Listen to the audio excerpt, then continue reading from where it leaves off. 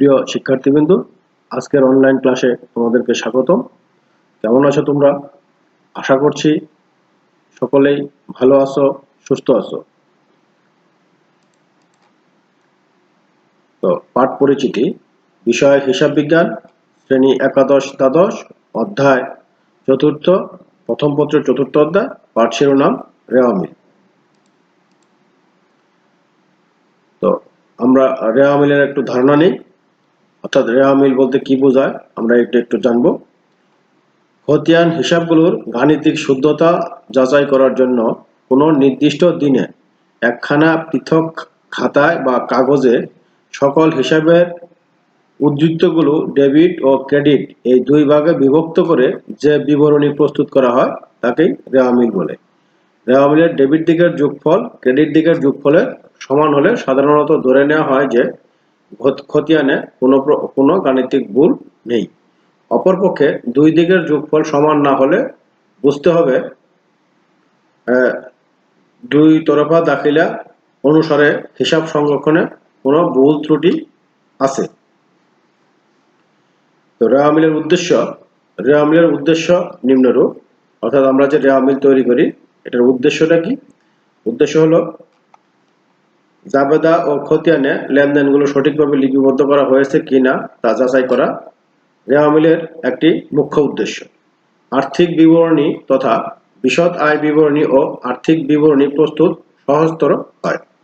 জাবেদা ও খতিয়ানে কোনো ভুল ত্রুটি থাকলে তা উদ্ঘাটন সংশোধন করা। দুই তরফা দাখিলা পদ্ধতি মোতাবেক জাবেদা ও খতিয়ানে লেনদেন লিপিবদ্ধ হয়েছে কিনা তা নিশ্চিত হওয়ার জন্য রেওয়া মিল প্রস্তুত করা হয়।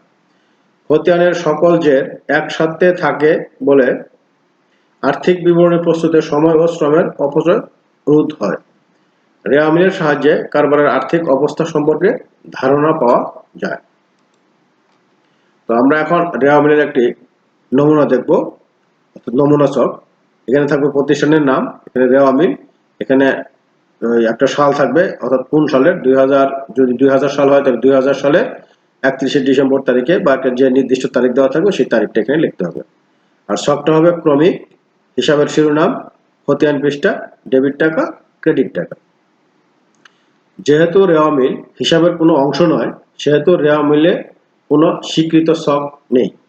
তাছাড়া IASC অর্থাৎ ইন্টারন্যাশনাল অ্যাকাউন্টিং স্ট্যান্ডার্ড কমিটি কোনো সুনির্দিষ্ট ছক প্রদান করেনি। উল্লেখিত ছকটিকে বহুলভাবে ব্যবহার করা হয়। রেওয়া মিলের ডেবিট দিকে বসবে সম্পদ আর ব্যয়, আর ক্রেডিট দিকে বসবে মালিকানা সত্ত্ব, দায়, আয়। অর্থাৎ আমরা যে 5 প্রকারের হিসাব আছে এই হিসাবের মধ্যে সম্পদ আর ব্যয় বসবে ডেবিট দিকে, আর মালিকানা সত্ত্ব, দায়, আয় এগুলো বসবে ক্রেডিট দিকে।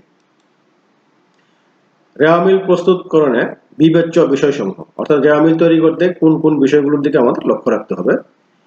রেওয়া মিল তৈরির মূল উদ্দেশ্য হচ্ছে হিসাবের গাণিতিক শুদ্ধতা যাচাই করা। সে লক্ষ্যেই প্রতিটি উদ্ধৃত যাতে করে সঠিকভাবে রেওয়া মিলে অন্তর্ভুক্ত হয় তার জন্য রেওয়া মিল প্রস্তুতের পূর্বে বিশেষ সতর্কতা এবং কিছু বিষয় বিবেচনা করে রেওয়া মিল প্রস্তুত করা হয়। ব্যবসায়ের স্বার্থেই রেওয়া মিল প্রস্তুত করার পূর্বে নিম্নলিখিত বিষয়গুলো বিবেচনা করতে হয়। মজুদ পণ্য লিপিবদ্ধকরণে সতর্কতা অবলম্বন করতে হয়। প্রারম্ভিক মজুদ পণ্যের মূল্যকে রেওয়া মিল প্রস্তুতের তারিখে ব্যয় বা খরচ রূপে গণ্য করে রেওয়া মিলের ডেবিট কলামে দেখাতে হবে। কিন্তু সমাপনী মজুদ পণ্যের মূল্যকে রেওয়া মিলে অন্তর্ভুক্ত করা যাবে না, কারণ সমাপনী মজুদ পণ্য খতিয়ানের উদ্ধৃত নয়। এমনকি সমাপনী মজুদ পণ্যের মূল্য প্রারম্ভিক মজুদ পণ্য এবং ক্রয়কৃত পণ্যের অংশ বিশেষ। যখন সমন্বিত ক্রয় অথবা বিক্রিত পণ্যের ব্যয় রেওয়া মিলে অন্তর্ভুক্ত হয় তখন প্রারম্ভিক মজুদ পণ্য ও পণ্য ক্রয়কে অন্তর্ভুক্ত না করে সমাপনী মজুদ পণ্যকে রেওয়া মিলের ডেবিট কলামে সম্পদ হিসেবে দেখাতে হবে, কারণ সমন্বিত ক্রয় সমান প্রারম্ভিক মজুদ পণ্য যোগ নিট ক্রয় বাদ সমাপনী মজুদ পণ্য। মণিহারি মজুদের ক্ষেত্রে প্রারম্ভিক মণিহারি মজুদকে ব্যয় হিসেবে রেওয়া মিলের ডেবিট কলামে দেখাতে হবে, কিন্তু সমাপনী মণিহারি রেওয়া মিলে অন্তর্ভুক্ত হবে না। হাতে নগদ, ব্যাংক জমা, দেনাদার, পাওনাদার প্রভৃতি চলতি সম্পদ ও চলতি দায়ের প্রারম্ভিক উদ্ধৃত রেওয়া মিলে আসবে না, কারণ এগুলো সংশ্লিষ্ট হিসাবের সমাপনী উদ্ধৃতের সাথে সমন্বিত থাকে। সম্পদের বিপরীতে সৃষ্ট সঞ্চিতি যেমন কুঋণ সঞ্চিতি বা সন্দেহজনক পাওনা সঞ্চিতি, দেনাদার বাট্টা সঞ্চিতি বা প্রদেয় বাট্টা সঞ্চিতি ও প্রাপ্য বিলের বাট্টা সঞ্চিতি রেওয়া মিলে ক্রেডিট হবে। দায়ের বিপরীতে সৃষ্ট সম্পত্তি যেমন পাওনাদার বাট্টা সঞ্চিতি, প্রাপ্য বাট্টা সঞ্চিতি, পাওনা বাট্টা সঞ্চিতি, প্রদেয় বিলের বাট্টা সঞ্চিতি রেওয়া মিলে ক্রেডিট হবে। হিসাব বিজ্ঞানের রক্ষণশীল প্রথা অনুযায়ী দায়ের বিপরীতে সঞ্চিতি ধার্য অনুচিত। যদি হিসাবের বইতে ধার্যকৃত অবস্থায় পাওয়া যায় তবে রেওয়া মিলে ডেবিট কলামে লেখা যেতে পারে। দায়ের বিপরীতে সঞ্চিতি ধার্য পরিহার করাই উত্তম। কতিপয় হিসাবের ক্ষেত্রে প্রাপ্ত না প্রদত্ত উল্লেখ থাকে না, সেক্ষেত্রে উক্ত হিসাবগুলো প্রদত্ত ধরে রেওয়া মিলের ডেবিট দিকে লিখতে হবে, যেমন ভাড়া, বাট্টা, কমিশন, সুদ ইত্যাদি। বিক্রয় খতিয়ানের উদ্ধৃতকে দেনাদার হিসেবে ধরে রেওয়া মিলে ডেবিট করতে হবে। ক্রয় খতিয়ানের উদ্ধৃতকে পাওনাদার হিসেবে ধরে রেওয়া মিলের ক্রেডিট করতে হবে। সম্ভাব্য দায় ও সম্ভাব্য সম্পদ রেওয়া মিলের ভিতরে আসবে না, কারণ এগুলো নিশ্চিত দায় বা সম্পদ নয়। সম্ভাব্য সম্পদ ও সম্ভাব্য দায়কে পাদটীকা হিসেবে রেওয়া মিলের নিচে উল্লেখ করা যেতে পারে।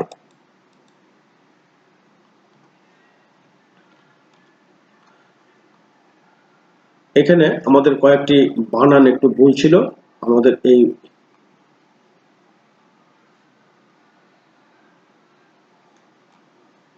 বানানগুলো আমরা একটু কারেকশন করব।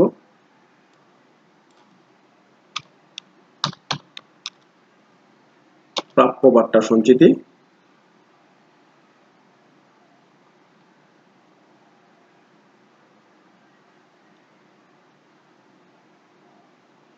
এটা রেওয়া মিলে হবে, এটাও রেওয়া মিলে হবে।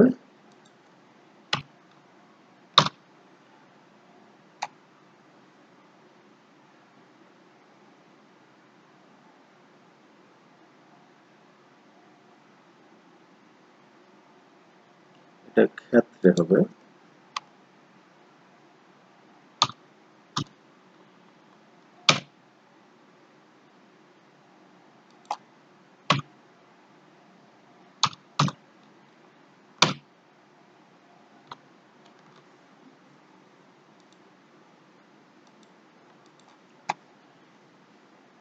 তোমাদের বাড়ির কাজ থাকবে,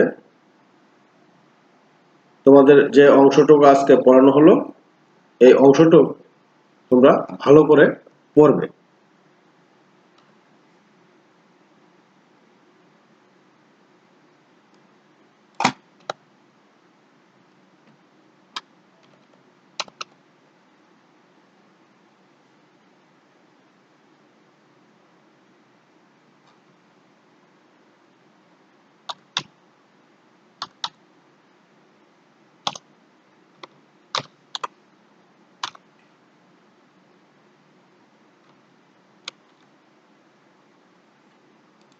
তোমাদের সকলকে ধন্যবাদ জানিয়ে আজকের আলোচনা আমরা এখানেই শেষ করছি। ধন্যবাদ সকলকে।